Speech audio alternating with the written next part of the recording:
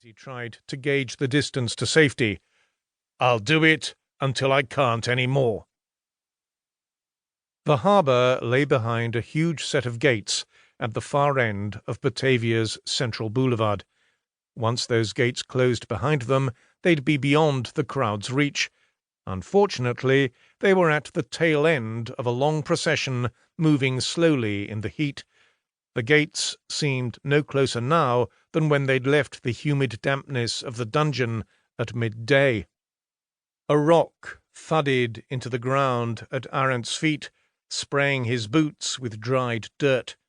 Another ricocheted off Sammy's chains. Traders were selling them out of sacks and making good coin doing it. "Damn Batavia," snarled Arent. "Bastards can't abide an empty pocket." On a normal day, these people would be buying from the bakers, tailors, cordwainers, binders, and candlemakers lining the boulevard. They'd be smiling and laughing, grumbling about the infernal heat, but manacle a man and offer him up to torment, and even the meekest soul surrendered itself to the devil. "It's my blood they want," argued Sammy, trying to push Arent away. "Get yourself to safety, I'm begging you." Arent looked down at his terrified friend, whose hands were pressing ineffectually against his chest. His dark curls were plastered to his forehead, those high cheekbones swollen purple with the beatings he'd received while imprisoned. His brown eyes, usually wry, were wide and desperate. Even maltreated, he was a handsome sod. By contrast, Arent's scalp was shorn, his nose punched flat. Somebody had bitten a chunk out of his right ear in a fight, and a clumsy flogging a few years back had left him with a long scar across his chin and neck.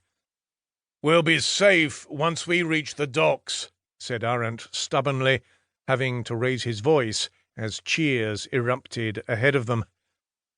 The procession was being led by Governor-General Jan Hahn, who was stiff-backed on a white stallion, a breastplate fastened above his doublet, a sword clattering at his waist. 13 years ago, he'd purchased the village that had stood here on behalf of the United East India Company. No sooner had the natives signed the contract than he'd put a torch to it, using its ashes to plot out the roads, canals, and buildings of the city that would take its place.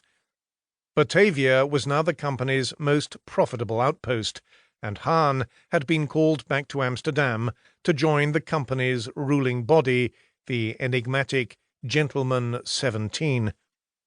As his stallion trotted along the boulevard, the crowd wept and cheered, stretching their fingertips toward him, trying to touch his legs.